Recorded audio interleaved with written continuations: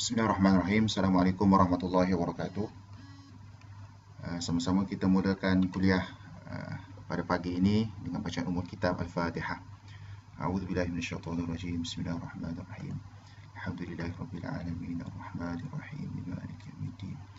Iyyaka na'budu wa iyyaka nasta'in. Ihdinas siratal mustaqim. Siratal ladzina an'amta 'alaihim ghairil maghdubi 'alaihim waladdallin. Alhamdulillahirabbil alamin wa bihi nasta'in. Wassalatu wassalamu ala rasulihil amin wa ala alihi washabbihi ajma'in. Subhanaka la ilma lana illa ma 'allamtana innaka antal alimul hakim. Allahumma rabbi shrah li sadri wa yassir li amri wahlul 'uqdatam min lisani yafqahu qawli. Wala haula wala quwwata illa billahil 'aliyyil 'azim. Alhamdulillah, sama-sama kita merafakkan setinggi-tinggi kesyukuran pada Allah Subhanahu wa taala atas limpah kurnianya, dengan izinnya, dengan inayahnya, dengan rahmatnya, dikurniakan kesihatan yang baik kepada kita, dikurniakan nikmat keimanan, nikmat Islam, dipinjamkan kepada kita sedikit lagi nafas untuk sama-sama kita bangun pada awal pagi, istighfar, munajat pada Allah Subhanahu wa taala, menunaikan solat fardu subuh secara berjemaah. Mudah-mudahan Allah Subhanahu wa taala terima taubat, terima istighfar dan terima amal ibadah kita insya-Allah. Hadirin hadirat para pendengar yang dirahmati oleh Allah Subhanahu wa taala. Program yang saya cadangkan pada pagi ini adalah satu program yang bersifat untuk kita sharing knowledge ataupun kita berkongsi pengetahuan, khususnya bagi salah satu daripada perkara ataupun ilmu yang amat penting dalam pengajian Quran dan juga qiraat, iaitu berkaitan tentang riwayat Hafs an Asim dalam ilmu qiraat. Sebagaimana kita sedia maklum, majoriti umat Islam pada hari ini membaca Al-Quran berdasarkan kepada riwayat Hafs bin Sulaiman daripada Imam Asim rahimahumullah, di mana bacaan ini merupakan bacaan yang mudah, bacaan yang agak senang dari sudut disiplinnya, dari sudut manhajnya, dan ia merupakan bacaan yang digunakan pakai oleh majoriti umat Islam pada hari ini. Namun begitu, terdapat banyak lagi persoalan ataupun hukum hakam yang berkaitan tentang riwayat Hafs yang perlu kita tekuni, yang perlu kita dalami supaya kita dapat gambaran yang jelas bagaimana disiplin bacaan riwayat Hafs ini, dan tidak berlakunya campur aduk ataupun talfiq antara bacaan imam yang lain dengan bacaan imam yang lain. Justru saya memilih kitab Ahsanul Bayan, Syarhu Turuqit Thayyibah bi riwayati Hafs bin Sulaiman, yang dikarang oleh Syekh Dr. Taufiq Ibrahim Tamrah, guru kami dan juga guru ramai di kalangan asatizah di Malaysia, di mana buku ini saya dapati adalah suatu buku yang amat menarik, di mana ia membahaskan tentang bagaimana sejarah dan juga latar belakang perkembangan Al-Quran, qiraat pada zaman Nabi SAW, pada zaman wahyu diturunkan, pada zaman sahabat, zaman penulisan ilmu qiraat dan juga disiplin-disiplin yang lain, sehingga lahirnya zaman ketokohan di kalangan para ulama dalam bidang qiraat sehinggalah pada hari ini, dan juga memperincikan kita panggil bacaan-bacaan khusus bagi riwayat Hafs dari kepelbagaian tarik yang telah dihimpunkan oleh Al-Imam Ibnul Jazari rahimahullah dalam kitab beliau An-Nashr fil Qiraatil Ashr, yang diringkaskan dalam matan Thayyibatin Nashr fil Qiraatil Ashr.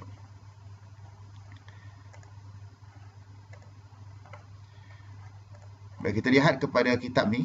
Mudah-mudahan sidang pendengar dapat download juga menerusi scan kod yang telah diedarkan dalam poster.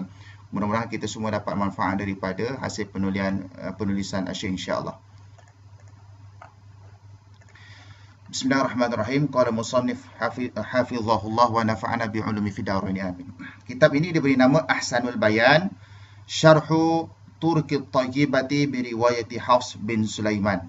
Ahsanul Bayan maksudnya ahsan, yang terbaiklah, penjelasan yang terbaik al-bayan, syarah kepada Turuq At-Thayyibah. Apa maksud Turuq At-Thayyibah? Turuq At-Thayyibah maksudnya susu jalur. Turuq ni adalah jamak daripada lafaz tariq. Jadi maknanya kepelbagaian, tariq, aliran-aliran. At-Tayyibah adalah suatu kitab yang dikarang oleh Imam Ibn al-Jazari rahimahullah, suatu matan syair yang dikenali sebagai Tayyibatun Nashr fil Qira'atil Ashr. Al-Imam Ibn al-Jazari rahimahullah, beliau mengarang kitab An-Nashr fil Qira'atil Ashr. Dalam kitab An-Nashr dihimpunkan ke semua tariq ataupun ke semua aliran ataupun kita panggil semua susuh jalur bacaan riwayat Hafs an Asim dari pelbagai kitab. Dihimpunkan dalam kitab An-Nashr, lalu beliau simpulkan ataupun beliau ringkaskan dalam suatu syair matan yang dikenali sebagai Tayyibatun Nashr fil Qira'atil Ashr. Biriwayati Hafs bin Sulaiman, dan kitab ini membicarakan tentang riwayat bacaan Hafs bin Sulaiman rahimahullah, yang dikarang oleh Syekh Dr. Taufiq Ibrahim Tamrah.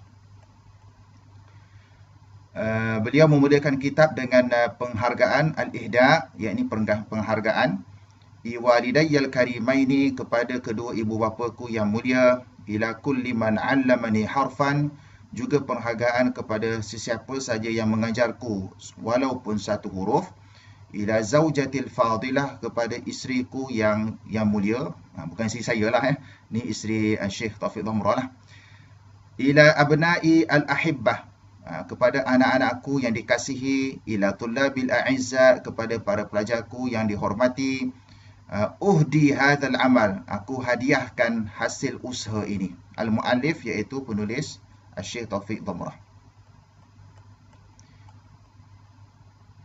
Okey, cetakan kitab ni Huququt Taba' Mahfuzah Taba'atul Ula, cetakan yang pertama pada tahun 1427 Hijrah, bersamaan dengan 2006 Masihi, yang dicetak di Jordan, ya. Itu dia punya nombor siri lah, nombor siri cetakan. Okey. Al-Wasifat, mana kitab ini merangkumi bidang-bidang, iaitu Al-Quran, bidang Quran, qiraat dan juga bidang tajwid, ya. Baik, kita lihat kepada muqaddimah.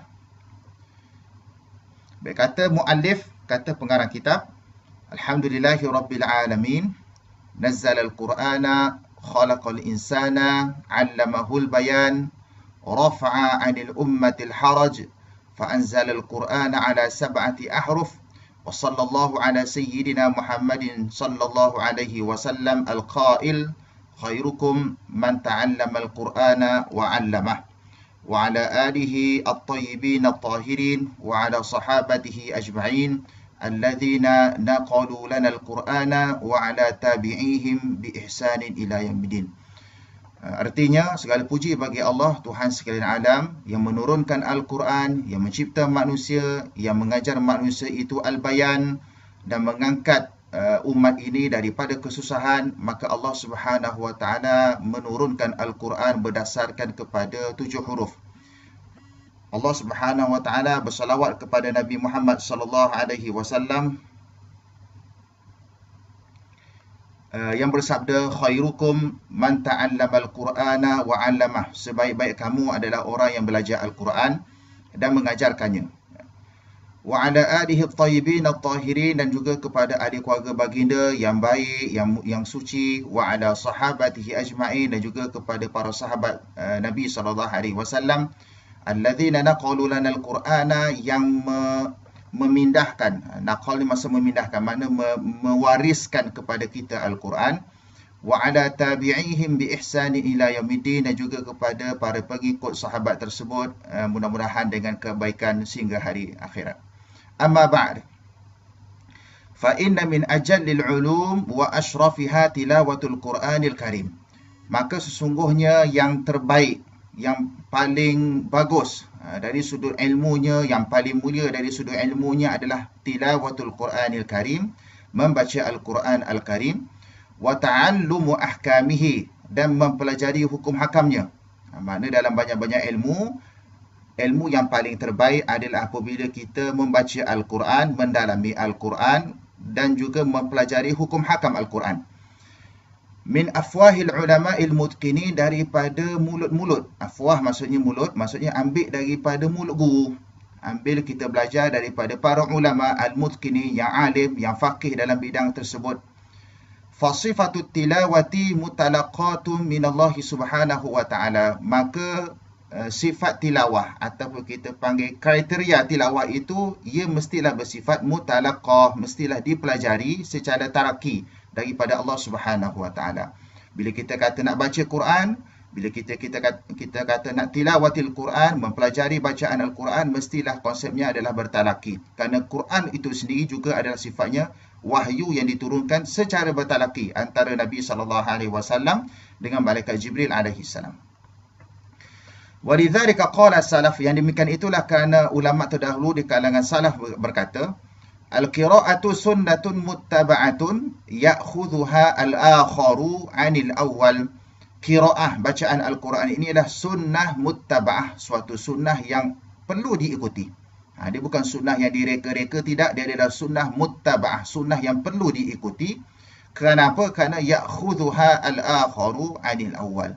Maknanya orang yang kemudian mengambilnya daripada awal. Maknanya kita mempelajari bacaan ini. Macam mana kita tahu bacaan itu adalah alhamdulillah, bukan alhamdulillah ke alhamdulillah ke, sebagai contoh. Macam mana kita tahu bahawa bacaan itu alhamdu?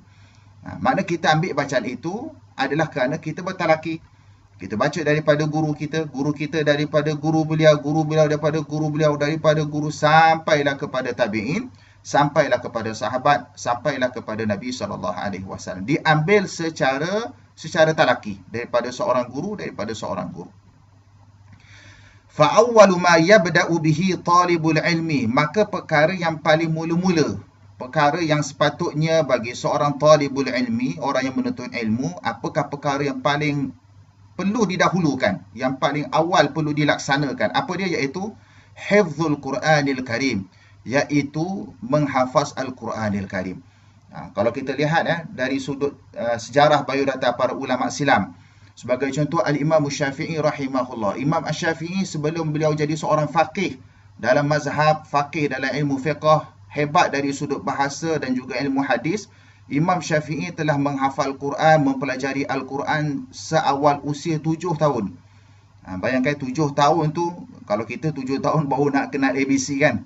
Anak-anak kita, adik-adik kita 7 tahun tu baru masuk sekolah rendah, baru nak belajar. Ada setengah tu baru nak kenal adik Batam masa tu. Tak apalah. Tapi nak bagi tahu bagaimana ihtimam, ambil beratnya para ulama dahulu sebelum mereka menceburi ataupun sebelum mereka mempelajari ilmu-ilmu yang lain, ilmu-ilmu pengajaran Islam yang lain. Disiplinnya adalah yang terlebih dahulu adalah mempelajari Al-Quran, membaca Al-Quran secara fasih dan menghafaz Al-Quran seawal usia mereka muda lagi, ya, peringkat sekolah rendah lagi ibaratnya. Wa ta'allumu ahkamit tilawati wat tajwid, dan juga mempelajari hukum hakam tilawah, bacaan dan juga tajwid. Itu disiplin je. Sebelum nak jadi orang alim dalam bidang hadis, sebelum nak jadi orang alim dalam bidang fiqh, orang yang hebat dalam bidang-bidang yang lain, mesti hukum asasnya, ilmu asasnya adalah mempelajari Al-Quran dan juga menghafaz Al-Quran. وكان السلف الصالح لا يرضون لطالب العلم أن يبدأ في طلب الحديث والعلوم إلا بعد أن يتقن القرآن. Dan adalah as-salaf, artinya salafus salih, generasi yang terdahulu, generasi umat yang terdahulu tidak meredai, maksudnya tak seronok, tak suka, ya, li talibil ilmi, bagi seorang penuntut ilmu itu, ay yabda'a fi talabil hadis wal ulum, untuk dia mula belajar ilmu hadis, belajar ilmu-ilmu yang lain, melainkan mesti dia belajar Al-Quran dulu. Itu disiplinnya. Sebab itu kita sebaik-baiknya dekatkan anak-anak kita, dekatkan adik-adik kita dengan Al-Quran semuda yang boleh. Walaupun umur dia 1 tahun, dan kadang-kadang ada dari sudut ilmu parenting, ilmu keibubapaan, dari sudut saintifiknya, kalau ibu yang mengandung tu juga boleh kita perdengarkan bacaan Al-Quran. Maknanya dalam perut lagi, sebaik-baiknya dalam perut lagi, seorang ibu, seorang bapa bacakan Al-Quran kepada anak kita. InsyaAllah anak kita akan belajar, walaupun kita tahu mungkin anak kita umur 1 tahun, 2 tahun sebagai contoh. Kalau kita ajar mesti dimain-main ni kan. Dimain-main kita baca A, kita baca dia ba, kita sebut dia satu huruf dan sebagainya. Dia mungkin tak boleh nak ikut sangat. Tapi sebenarnya ketahuilah anak-anak ni dia merakam, ya. Dia ada pandangan mata dia tu seolah-olah dia boleh merekod. rekod apa tindak tanduk, rekod percakapan, rekod apa yang disampaikan oleh ibu bapa mereka. Dan mudah-mudahan kalau kita didik mereka daripada awal dengan Al-Quran, insya-Allah bila mereka besar nanti mereka akan mudah untuk baca Quran dan sentiasa menampingi Al-Quran. Jadi para ulama terdahulu tidak suka kalau terus belajar hadis. Tak suka kalau terus belajar ilmu-ilmu yang lain, melainkan telah mendalami ilmu Al-Quran. Berkata Al-Walid bin Muslim, salah seorang ulama pada zaman tersebut, merupakan anak murid kepada Al-Imam Al-Auza'i rahimahullah. Kata Al-Walid bin Muslim, kunna idza jalasna Al-Auza'i far'a fina hadathan qala ya gulam. Baik, kata Al-Walid, satu hari kami duduk bersama dengan Al-Auza'i. Okey, Al-Auza'i salah seorang ulama pada zaman tabi'in. Al-Auza'i duduk seorang tok guru bersama dengannya anak-anak murid, di kalangan mereka tu Al-Walid bin Muslim. Al-Walid kata kami duduk dengan Auza'i, tiba-tiba Auza'i nampak satu perkara berlaku. Fara'a fina hadathan, makna dia nampak ada sesuatu berlaku. Qala, kata Al-Auza'i, ya gulam, qara'tal Quran. Auza'i kata kepada seorang budak, wahai budak, qara'tal Quran, kamu baca Quran? Fa in qala na'am, maka dia pun berkata, budak tu kata na'am, ya aku baca Quran.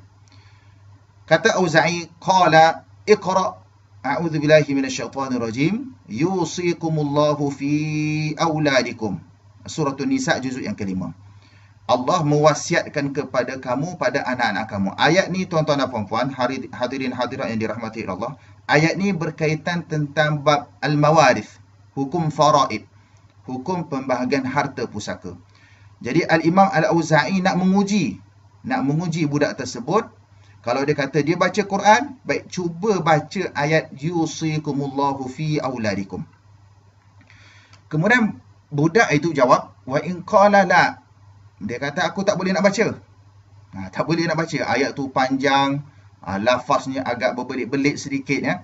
Maka kata Al-Imam Al-Auza'i, qala idhhab ta'allamil Qur'ana qabla an tatlubal ilma. Kata Imam Al-Auza'i, kalau macam tu pergi, belajar dulu Quran. Belajar hukum hakam, belajar sabab nuzul, belajar cara baca, belajar hukum tajwid, qabla an tatlubal ilma, sebelum kamu mula menuntut ilmu. Begitulah disiplin para ulama dulu dalam memberi penekanan untuk mendekatkan anak-anak, mendekatkan kita semua ni seawal usia yang mungkin dengan Al-Quran, supaya nanti bila kita masuk dalam ilmu-ilmu yang lain, kita telah kita panggil mahir ataupun pakar dalam bacaan Al-Quran. فَإِذَا حَصَلَ طَالِبُ الْعِلْمِ عَلَى الْإِجَازَةِ, maka apabila seorang penuntut ilmu itu telah memperoleh memperoleh alal ijazah, memperoleh ijazah. Ijazah ni artinya maksudnya suatu pengiktirafan, daripada guru tentang bacaan Al-Quran kita. Okay. Ijazah biriwayati Hafs bin Sulaiman min tariq Syatibiyah. Maknanya apabila seorang penuntut ilmu dah dapat sanad riwayat Hafs, dah dapat ijazah riwayat Hafs bin Sulaiman daripada susul jalur Asy-Syatibiyah yang dikarang oleh Al-Imam Asy-Syatibi rahimahullah, intaqala ba'daha li ghairiha min al-ulum syar'iyyah, maka bolehlah dia berpindah. Kata tuan kitab ni, kalau boleh dapat sanad Hafs dulu, baca Quran dengan betul, tahu selok-belok Hafs, paling kurang dapat Tariq Asy-Syatibiyah daripada Tariq Asy-Syatibiyah. Sebab Tariq Asy-Syatibiyah ni diiktibar sebagai Tariq yang mudah. Kerana Imam Asy-Syatibi rahimahullah mengumpulkan satu kita panggil satu Tariq. Satu saja susul jalur sanad daripada Imam Hafs sehinggalah kepada Nabi SAW. Jadi mana kalau dapat sanad Imam Hafs, dapat ijazah Imam Hafs daripada Tariq Asy-Syatibiyah, barulah boleh pindah. Kata tuan kitab, barulah boleh pindah untuk mempelajari ilmu-ilmu syariat yang lain. Wa yabda'u ba'daha yanhilu min ilmi al-qira'at. Kemudian dia boleh mula selepas daripada itu yanhilu min ilmi al-qira'at. Yanhil ni maksudnya nahila yanhal. Yanhal ni maksudnya adalah minum. Takkan kita nak kata minum ilmu qiraat pula. Jadi maksudnya ibarat minum ni kita teguk, makna kita sedut, kita cedok, kita mendalami ilmu qiraat.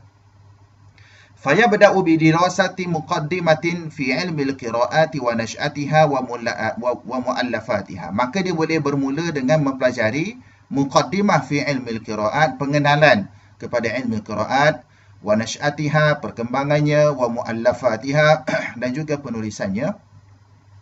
Thumma yata'arrafu ala turuqit tayyibah. Kemudian dia berkenalan, ta'arruf maksudnya mula mengenali, ala turuqit tayyibah. Turuq maksudnya jamak kepada kalimah tariq, artinya pelbagai susul jalur, turuq at-tayyibah.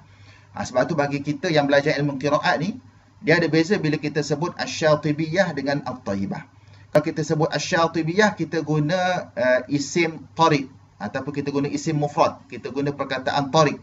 Kenapa tariq? Tariq ni mufrad, satu. Kenapa kita guna tariq, kita tak guna turuq asy-syatibiyah? Kerana tariq ini melambangkan bahawasanya apa yang dihimpunkan oleh al-Imam Syatibi rahimahullah adalah ia bersifat mufrad, iaitu satu. Artinya satu je susu jalur. Makna senang cerita, saya daripada guru dia, daripada sampailah kepada Imam Syatibi itu satu saja susu jalur. Itu dipanggil tariq. Sampai kepada Imam Hafs, sampailah kepada Imam Asim, sampailah kepada Nabi SAW. Adapun kita bagi satu lagi panggilan nama yang dipanggil at-tayyibah, yang dihimpunkan oleh al-Imam Ibnul Jazari rahimahullah, kita tak guna istilah tariq tayyibah, kita guna turuq tayyibah. Kenapa kita guna turuq? Turuq ni adalah kata jamak daripada tariq, artinya banyak. Kenapa banyak? Kerana bagi Imam Ibnul Jazari rahimahullah, beliau menghimpunkan kesemua qiraat yang wujud pada zaman tersebut, yang tidak sempat dihimpun oleh al-Imam Syatibi rahimahullah, wafat pada tahun 590.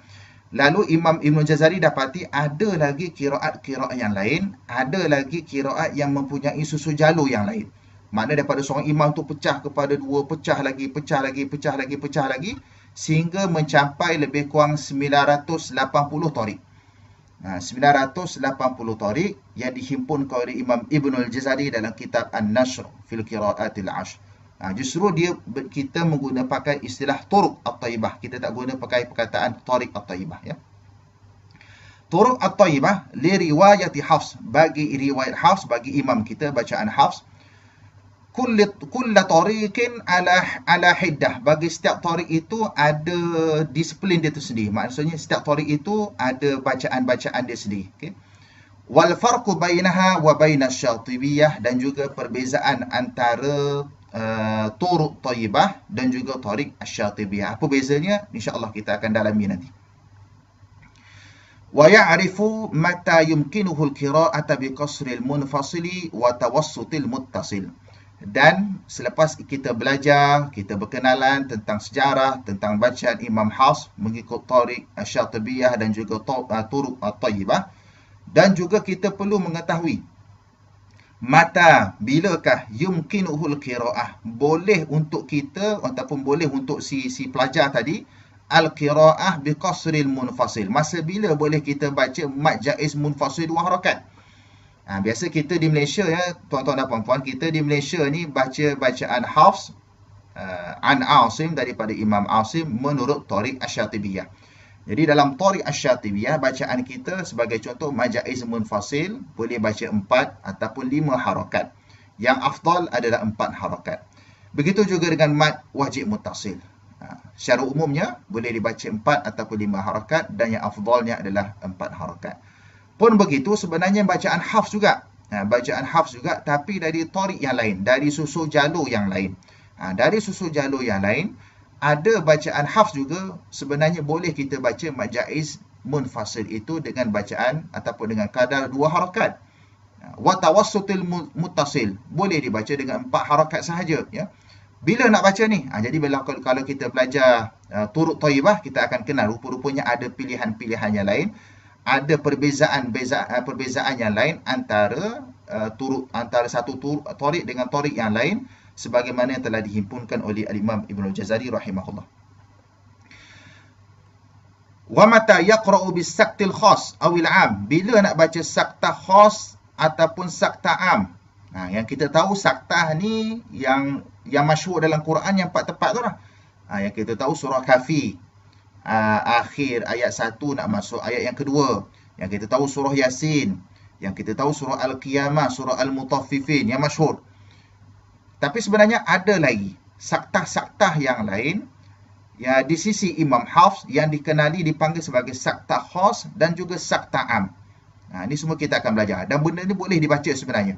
Cuma kita tidak didedahkan dan kita pun tidak tahu rupanya ada lagi kepelbagaian saktah bagi bacaan imam kita, Imam Hafs rahimahullah. Au bi ghunnatin nun, ataupun dengan menggunnahkan nun, mendengungkan, dengungkan nun yang mati indal lami awir ra, apabila bertemunya nun mati itu dengan lam dan ra ataupun ra. Kalau kita belajar ilmu tajwid ya, para hadirin sekalian, kalau kita belajar ilmu tajwid, nun mati atau tanwin berjumpa dengan lam dengan ra, hukum dia adalah idgham bila gunnah. Apa maksud idgham bila gunnah? Iaitu idgham maksudnya al-idkhal. Idgham maksudnya masuk. Masuk bila gunnah. Maksudnya masuk tanpa dengung. Makna nun mati jumpa dengan lam, kita terus masukkan nun itu ke dalam huruf lam. Min ladun sebagai contoh. Nun tu dah masuk dalam lam. Sebab itu kalau tengok dalam mushaf, atas huruf lam tu ada tanda sabdu. Yang mana terus masuk. Min ladun. Ataupun dengan huruf ra. Min rabbihim. Maksudnya nun tu terus masuk ke dalam huruf ra. Sebab itu di atas huruf ra itu ada tanda sabdu. Tapi sebenarnya tuan-tuan dan puan-puan sekalian, bagi bacaan kita hafs, sebenarnya boleh kita baca secara dengung apabila nun mati atau tanwin berjumpa dengan huruf lam ataupun berjumpa dengan huruf ra. Boleh dengung. Tapi bila nak dengung, itu kita akan belajar. Sebenarnya disiplin tu ada. Di maknanya kalau kita baca Syatibi, baca aliran Asy-Syatibi sebagaimana kita belajar hari ini, namanya idgham bila gunnah lah. Tapi kalau kita baca salah satu daripada turuk dalam Thayyibah bagi hafs juga, sebenarnya nun mati jumpa lam, nun mati jumpa ra, dia tak masuk lagi idgham bila gunnah. Dia dah jadi masuk dalam idgham ma'a gunnah dah. Jadi dia berpisah dari sudut hukumnya, bacaan antara tariq yang lain dengan tariq yang lain. Kesemuanya daripada Imam Hafs rahimahullah. Wa mata yukabbiru baina surataini takbirul khas awil am. Dan bila pula kita nak takbir antara dua surah, takbir yang dikenali takbir khas dan juga takbir am. Secara umumnya yang kita belajar adalah Imam Hafs daripada tariq Asy-Syatibiyah tidak ada takbir. Sebenarnya tak ada takbir. Kalau kita nak khatam ya, kan biasa kita khatam Quran kan. Orang Melayu kita biasa khatam Quran, siap ada pulut kuning lagi. Pulut kuning, telur asin dan macam-macam lagi lah. Dia punya nak bagi tu meriahnya khatam Quran kan, masya-Allah. Namun begitu yang kita nak bahaskan sebenarnya, adakah menjadi suatu kesalahan ataupun tidak kalau kita baca takbir antara dua surah, bermula daripada surah Wadduha sampai surah An-Nas. Biasa kita orang Melayu kita akan baca takbir tu. Takbir adalah fas takbir, fas tahlil. Boleh tak kita baca takbir antara dua surah mengikut tariq Asy-Syatibiyah, ataupun sebenarnya dibaca tapi dalam tariq-tariq yang lain? Semuanya akan dibahaskan insya-Allah. Wa min ajli dzalika kana hadzal kitab, dan oleh yang demikian itulah tujuan kitab ni. Makna kitab ini dikarang untuk bagi penjelasan supaya tak adalah kita kelam kabut, tidaklah kita bergaduh, tidaklah kita berdebat, melainkan kita tahu rupa-rupanya ada disiplin-disiplinnya. Rupa-rupanya ada dia punya manhaj, ada dia punya metod bagaimana cara nak baca hukum sekian dengan hukum sekian. Kesemuanya adalah juga datang daripada Imam Hafs rahimahullah. Fa idza atqana hadhihi riwayata, maka apabila pelajar tersebut menekuni, tekun, mahir, pakar dalam riwayat ini, intaqala ba'daha li ta'allumi riwayati Syu'bah bin Ayyash rahimahullah, maka bolehlah dia berpindah untuk mempelajari riwayat Syu'bah bin Ayyash. Siapa Syu'bah bin Ayyash? Syu'bah bin Ayyash adalah salah seorang daripada perawi anak murid kepada Imam Asim rahimahullah. Kalau kita tengok dari sudut disiplin ilmu qiraat, likulli imamin rawiyan, bagi setiap imam itu ada dua rawi. Ada dua rawi. Rawi ini maksud anak murid lah, anak murid kepada imam. Jadi Imam Asim ada dua anak murid. Anak murid yang pertama dia adalah Syu'bah. Syu'bah bin Ayyash. Hafs bin Sulaiman anak murid dia yang kedua, rawi yang kedua.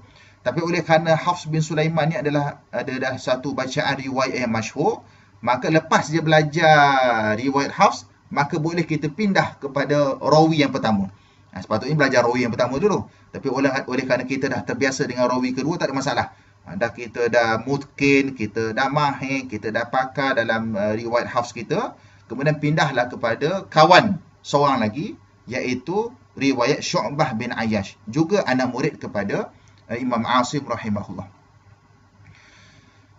Lita'allum riwayat Syu'bah bin Ayyash liyutqina indaha qira'atan wahidah. Supaya apa? Kenapa Syekh Taufiq Dhamrah penulis tidak mencadangkan lepas belajar Hafs pergi belajar Qalun?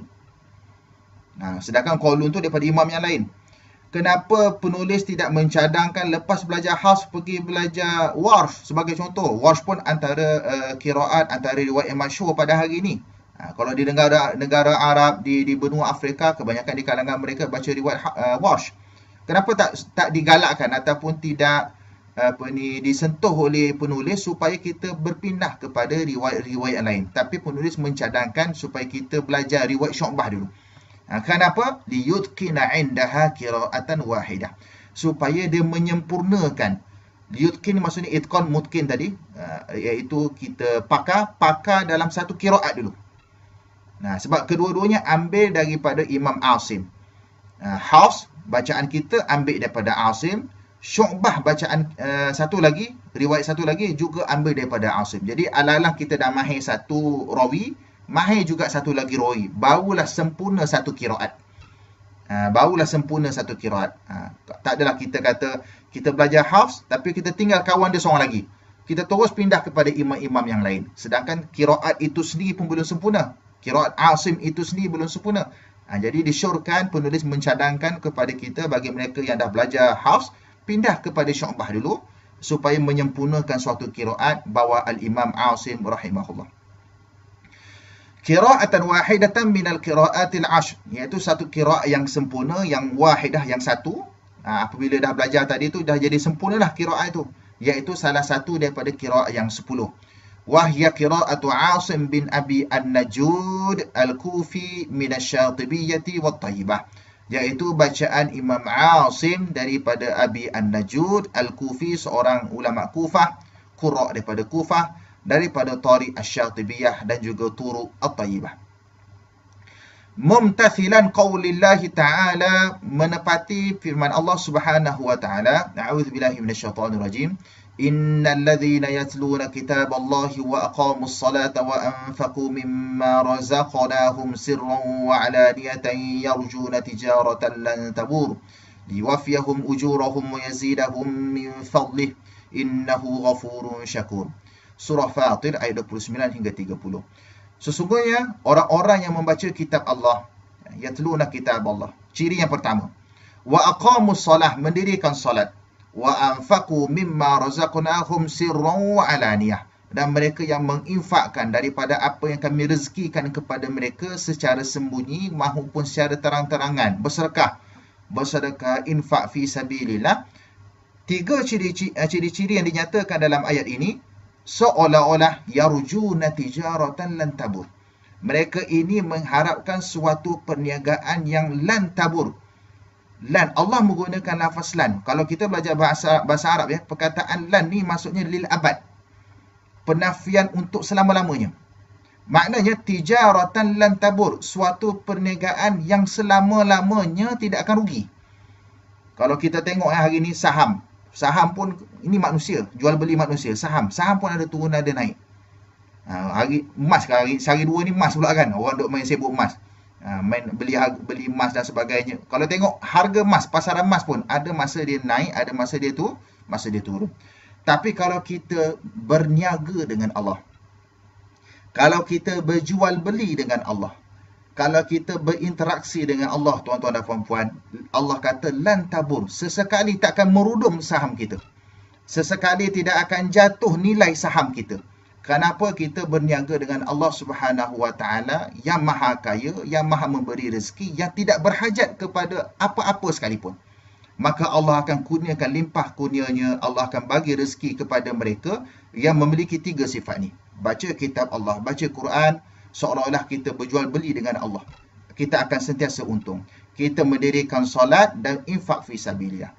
Liwafiyahum ujurahum wa yazidahum min fadlih, agar Tuhan, yakni Allah itu, yuwafiyahum ujurahum, menyempurnakan bagi mereka itu pahala mereka, ganjaran pahala mereka, wa yazidahum min fadlih, dan Allah memberi tambah daripada limpah kurnianya.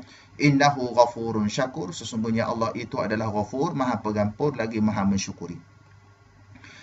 Wa qawluhu sallallahu alaihi wasallam, man qara'a harfan min kitabillah falahu bihi hasanah wal hasanatu bi asyri amthaliha la aqulu alif lam mim harfun walakin alifun harfun wa lamun harfun wa mimun harfun. Rawahu Tirmizi wa huwa sahih. Sabda Nabi sallallahu alaihi wasallam, barang siapa yang membaca suatu huruf daripada kitab Allah, kita baca satu huruf daripada kitab Allah, daripada Al-Quran, falahu bihi hasanah, maka dah mendapat kebaikan.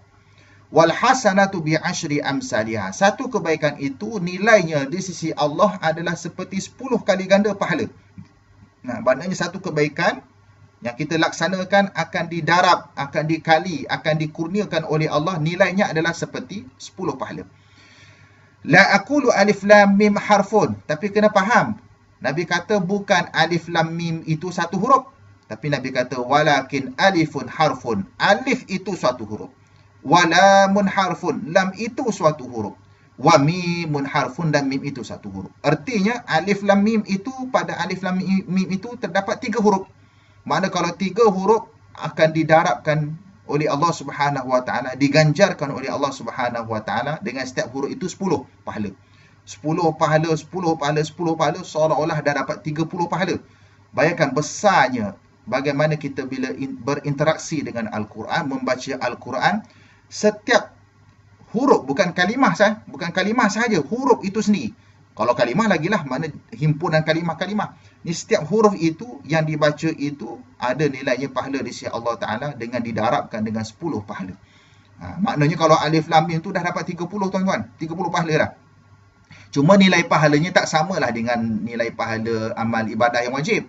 Jangan kita duk bilang Bismillahirrahmanirrahim, alif lam mim.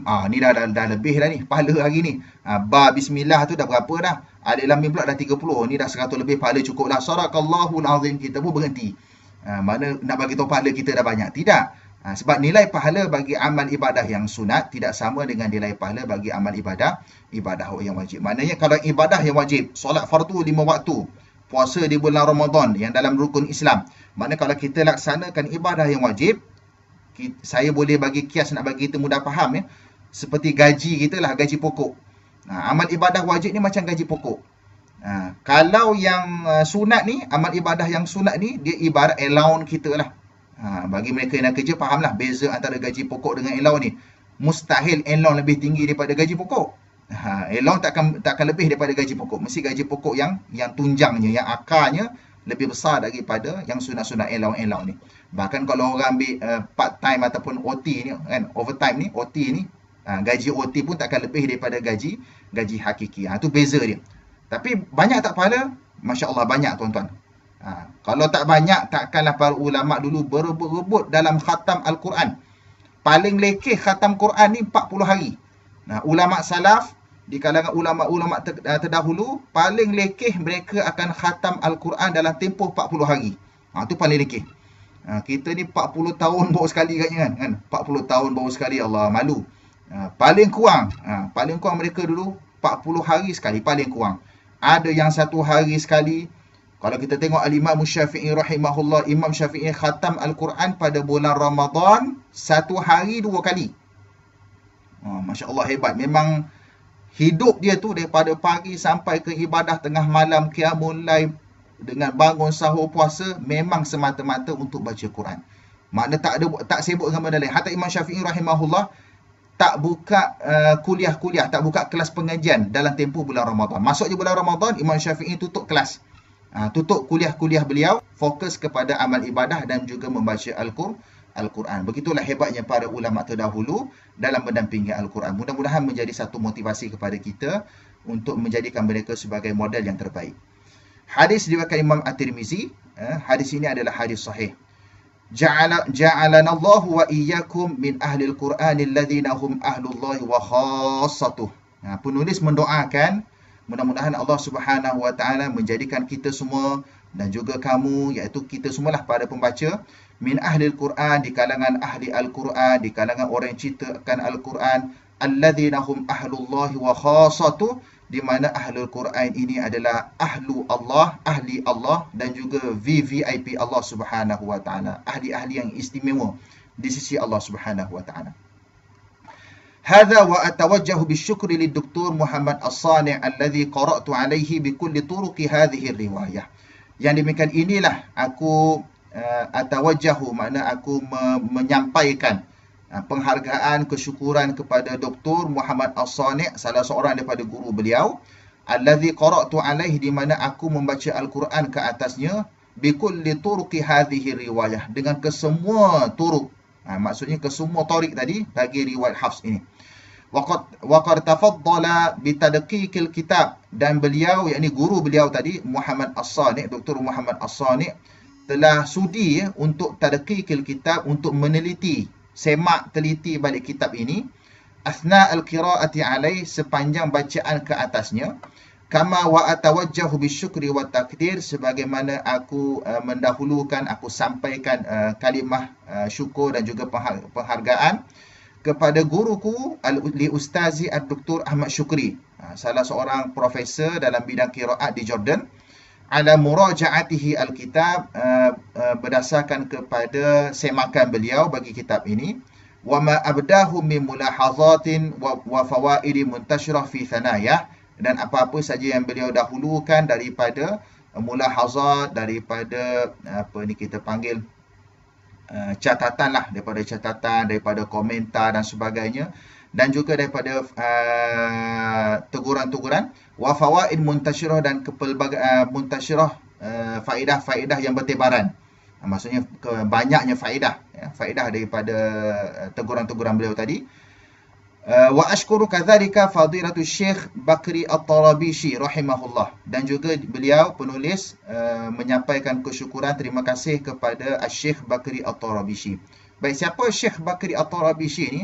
Bagi mereka yang belajar ilmu qiraat, kenallah Syekh Bakri At-Tarabishi. Syekh Bakri At-Tarabishi merupakan salah seorang daripada ulama yang memiliki sanad yang tertinggi di dunia pada zaman tersebut.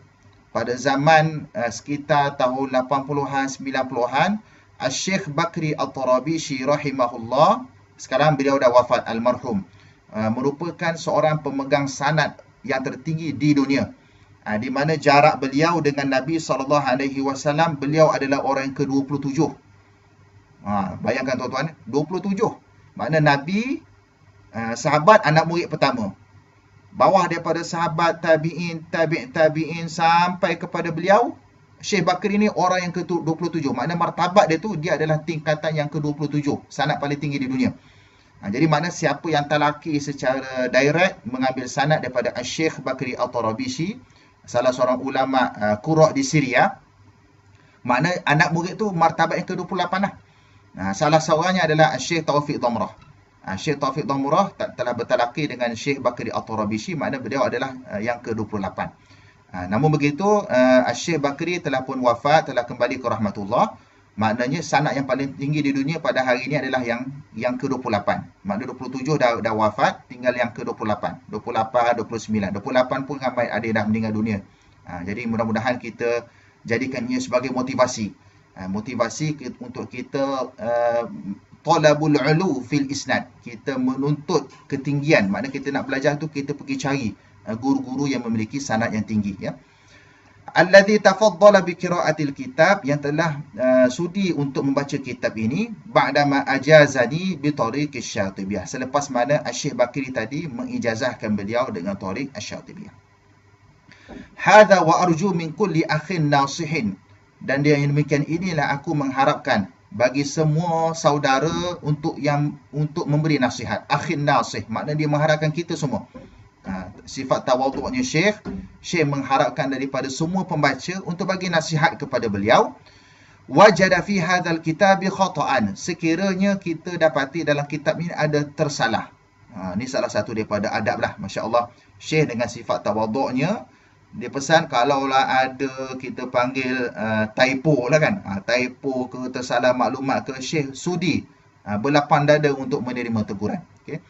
Ayubalighani iyah, supaya dia ataupun yang saudara yang memberi nasihat tadi itu untuk sampaikan perkara tersebut kepadanya. Mana kalau ada salah bagi tahu pada dia. Ya. Wa sallallahu ala sayyidina Muhammad wa ala alihi wa sahbihi ajma'in. Katabahu Taufiq Ibrahim Damrah. Yang ditulis oleh penulis Taufiq Ibrahim Damrah. Tu beliau sertakan nombor telefon untuk dihubungi. Baik, kita masuk sikit kepada muqaddimah. Bismillahirrahmanirrahim. Muqaddimatun fi nash'atil qira'at, suatu pengenalan dalam perkembangan tentang ilmu qiraat. Qabla an nabda'a bi syarhi turuqit tayyibati nuqaddimu bi muqaddimatin mukhtasaratin nuwaddihu fiha ilmal qira'ati mundu nash'atihi hatta nudujihi wa istiqrarihi nujmiluha bi khamsi marahil hiya.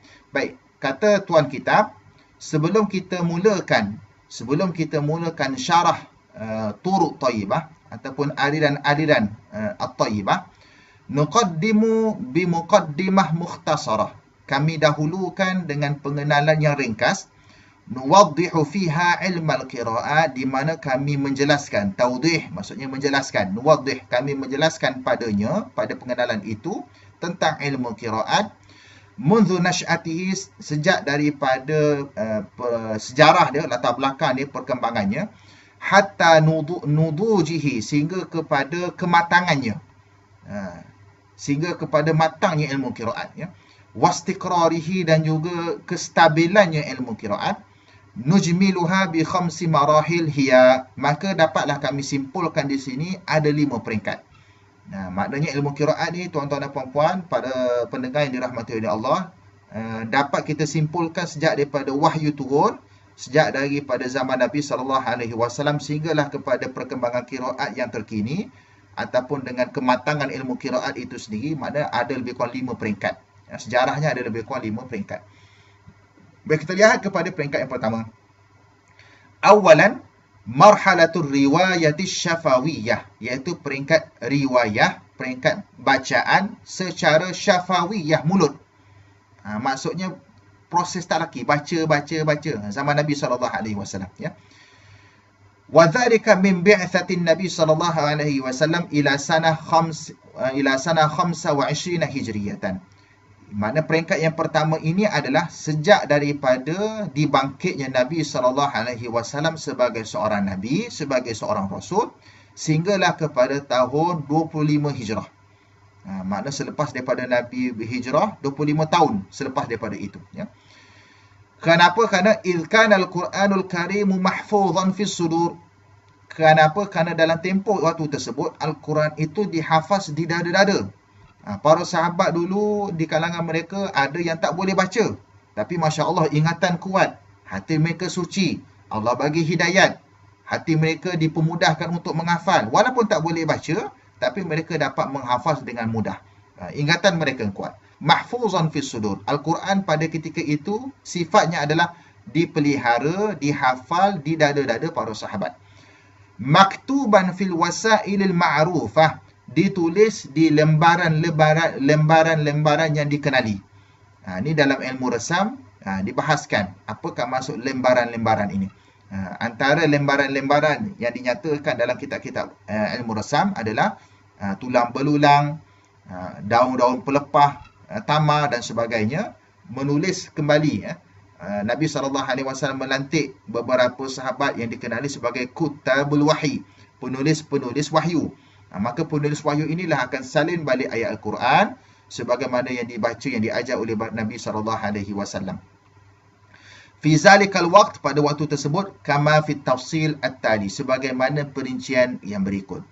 Mana penulis dia bagi mukadimah dulu, kemudian dia perincikan. Baik, bawah ni adalah perinciannya. Nuzulul Qur'ani ala sab'ati ahruf, penurunan Al-Quran berdasarkan kepada 7 huruf. Nazal al-Quranul Karimu ala Nabi SAW fil fatra al-Makkiyah ala harfin wahid. Okay. Artinya, Al-Quran Al-Karim turun kepada Nabi SAW dalam tempoh Nabi berada di Mekah, ketika mana Nabi berada 13 tahun Nabi berada di Mekah itu, ala harfin wahid, atas satu huruf. Makna Al-Quran masa berada di Mekah semua baca dengan satu huruf. Apa benda satu huruf tu? Nanti kita akan perincikan.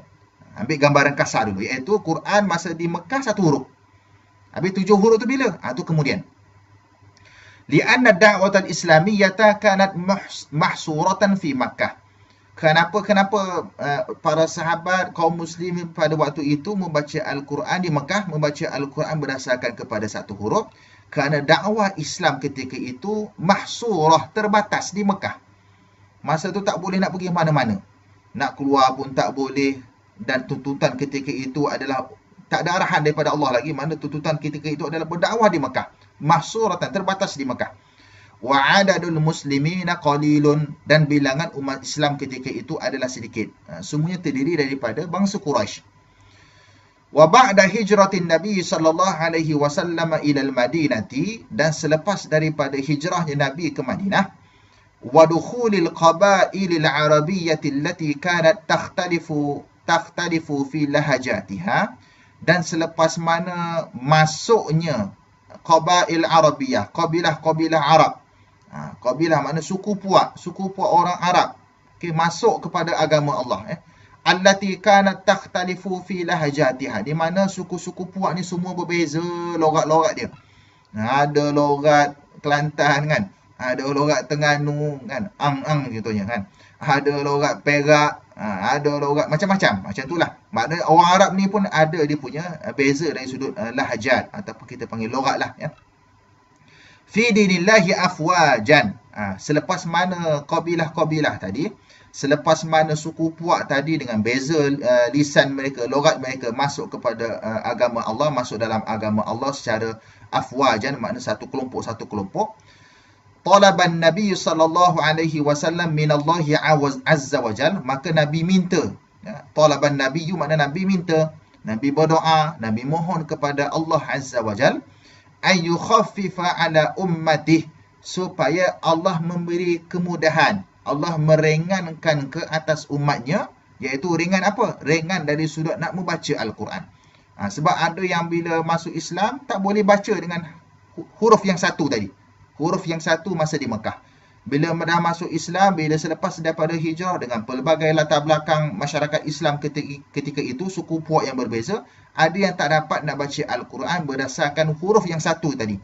Huruf yang ketika mana berlakunya di Mekah. Fa'anzalallahu ta'ala al-Qur'ana ala sab'ati ahruf, maka Allah Subhanahu wa ta'ala menurunkan Al-Quran berdasarkan kepada 7 huruf. Makna satu itu ketika di Mekah, kemudian akan bersambunglah sehingga kepada cukup 7 huruf ketika mana Nabi SAW berada di Madinah selepas daripada hijrah. Kama jaa fi hadis Ibn Abbas radhiyallahu anhuma anna Rasulullah sallallahu alaihi wasallam qala, berdasarkan sebagaimana yang datang daripada hadis, maksudnya berdasarkan hujah daripada hadis Ibn Abbas, Abdullah bin Abbas radhiyallahu anhuma, bahwasanya Rasulullah sallallahu alaihi wasallam telah bersabda, aqra'ani Jibrilu ala harfin, Jibril telah mengajarkan bacaan kepada aku satu huruf.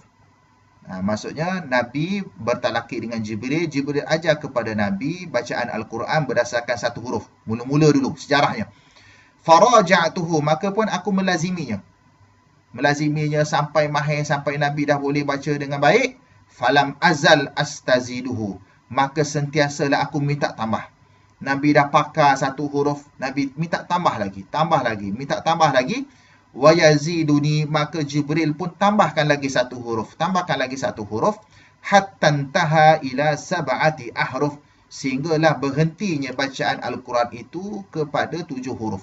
Makna sempurnalah Al-Quran itu dengan 7 huruf. Apa 7 huruf nanti kita akan perincikan insya-Allah. Mimma sahala tilawatul Qur'anil Karim wa fahmah, daripada apa yang mudah untuk membaca Al-Quran Al-Karim dan juga memahaminya. La siyama fil qabail allati laha lahjatun mukhtalifah, lebih-lebih lagi pada kabilah-kabilah suku puak allati laha lahjah mukhtalifah, yang mempunyai logat-logat yang berbeza. Sebab apa Nabi minta tambah? Bila Nabi minta tambah, ia akan memudahkan bangsa Arab yang terdiri daripada pelbagai suku puak tadi, yang dengan logat-logat yang berbeza tadi, mudah kepada mereka untuk faham Al-Quran, untuk baca Al-Quran. Dan di kalangan mereka itu wafiha, dan di kalangan mereka itu asyaikhul ajuz, ada orang tua, orang yang maksudnya dah uzur, dah tua. Wal mar'atu, dan ada wanita di kalangan mereka. Wad dhaif, ada orang-orang yang lemah. Alladzina alifa lisanuhum, alladzina alifa lisanuhum lahjatahum. Artinya alifah ni maksudnya kepelbagaian. Lidah mereka itu lisanahum, alifa lisanahum maksudnya kepelbagaian. Bukan alfun ni 1000. Tapi alifa lisanuhum maksudnya kepelbagaian lidah mereka itu dari sudut lahjah, maksud dari sudut logat. Logat mereka itu pelbagai. Wala yastati'una ar-rihlata ila Rasul sallallahu alaihi wasallam listima'i minhu. Dan mereka semua tadi tu, orang tua, wanita-wanita, orang-orang yang lemah, kanak-kanak, apa semua sekali dan sebagainya, tidak mampu untuk pergi jumpa dengan Nabi. La yastati'una rihlah, tidak mampu untuk rihlah, maksud tidak mampu untuk pergi jumpa dengan Nabi, untuk dengar bacaan daripada Nabi. Cuba tuan-tuan bayangkan, takkanlah Nabi dalam umat Islam yang beratus ribu pada waktu tersebut, ramai di kalangan mereka yang bukan bangsa Arab pula masuk Islam, takkan Nabi nak pergi ajar seorang-seorang. Takkan Nabi nak pergi semak seorang-seorang. Jadi maknanya mustahil semua pergi talaki dengan Nabi SAW, dan mustahil pula Nabi dengan tugas Nabi sebagai ketua pemerintah pada zaman tersebut pula dengan peperangan dan sebagainya untuk menyemak pula. Mustahil bagi Nabi untuk menyemak pula bacaan-bacaan kaum muslimin pada waktu tersebut. Jadi maknanya bila turunnya hadis ini memberi keringanan untuk mereka membaca Al-Quran berdasarkan kepada 7 huruf. Kama jaa fi hadis Ubay bin Ka'ab anna Nabi sallallahu alaihi wasallam qala, sebagaimana datang dalam hadis yang diriwayatkan daripada Ubay bin Ka'ab bahwasanya Nabi sallallahu alaihi wasallam bersabda, qala ya Jibril inni bu'ithtu ila ummatin ummiyin. Wahai Jibril, kata Nabi berdialog dengan Jibril, wahai Jibril, sesungguhnya aku ini telah diutuskan kepada umat yang ummiyin. Apa maksud ummiyin? Ummiyin ni maksudnya umat yang lemah, tak boleh nak baca. Kalau kita hari ni kita panggil apa? 3M lah kan? 3M, membaca, menulis, mengira. 3M maksudnya sahabat ni tak boleh nak baca, tak boleh nak menulis, tak boleh nak mengira. Ummiyin, tak boleh baca. Minhum, di kalangan mereka yang tak boleh baca ni, ada yang terdiri daripada al-ajuz, orang-orang tua, wasyaikhul, orang yang lemah, al-ajuz, orang yang lemah, wasyaikhul kabir, makna orang yang tua, wal ghulam, budak-budak, wal jariyah, hamba, wal rajulul ladzi lam yaqra' kitaban qat, dan juga ada di kalangan mereka ni seseorang yang memang tak pernah baca kitab langsung. Makna tak kenal ABCD lah. Dah besar dah ni, dah tua dah ni, tapi tak kenal ABCD, tak kenal alif bata, tak pernah baca buku. Di kalangan kaum ummi itu begitulah sifat kaum muslimin pada waktu tersebut, keadaan kaum muslimin pada waktu tersebut. Qala, berkatalah Jibril, ya Muhammad, wahai Nabi, innal Qur'ana unzila ala 7 ahruf. Sesungguhnya Al-Quran itu diturunkan berdasarkan kepada 7 huruf. Dan hadis ini menjadi dalil bahawasanya Allah Subhanahu Wa Taala menginginkan keringanan kepada kaum muslimin untuk membaca Al-Quran, memilih mana-mana wajah daripada 7 huruf tersebut. Saya rasa berhenti setakat tu dululah. Manakah waktu pun dah 7.46. Kita berhenti setakat ni dulu. Mungkin tuan-tuan dan puan-puan, pada pendengar yang dirahmati Allah, boleh tanda ya. Kita berhenti pada muka surat yang ke-8, perenggan yang kedua insya-Allah. Pada kuliah yang akan datang bermula dengan perenggan hadza wa qad aqra'ani Nabi sallallahu alaihi wasallam. Wallahu a'lam.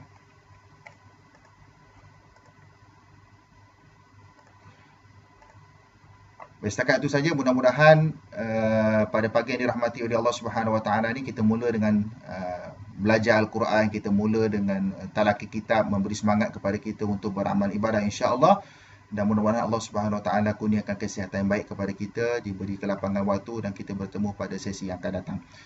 Aku qauli hadza wa astaghfirullahal azim li wa lakum. Segala kekurangan kelemahan datang daripada diri saya, segala kelebihan datang daripada Allah Subhanahu wa taala. Kullun min indillah. Kita tangguh dengan bacaan tasbih kafarah dan juga suratul Asr. Subhanakallahumma bihamdik asyhadu an la ilaha illa anta astaghfiruka wa atubu ilaik. Bismillahirrahmanirrahim. Wal 'asr innal insana lafi khusr illa alladhina amanu wa 'amilus solihat wa tawassaw bil haqqi wa tawassaw bis sabr. Wassalamualaikum warahmatullahi wabarakatuh.